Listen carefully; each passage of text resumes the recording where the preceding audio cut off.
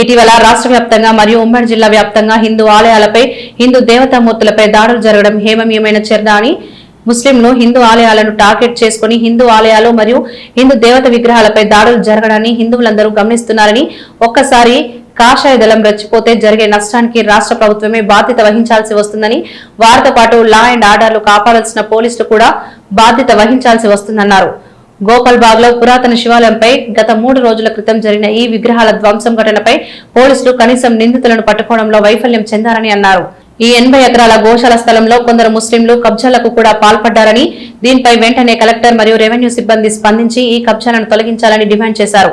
అలాగే ఈ శివాలయం పక్కనే గల గోశాలలో 150 ఆవులు ఉన్నాయని, దేవత విగ్రహాలకే భద్రత లేని ఈ పరిస్థితిలో గోమాతలకు ఏదైనా ప్రమాదం జరిగితే ఎవరు బాధ్యత వహిస్తారని ఎమ్మెల్యే గారు ప్రశ్నించారు.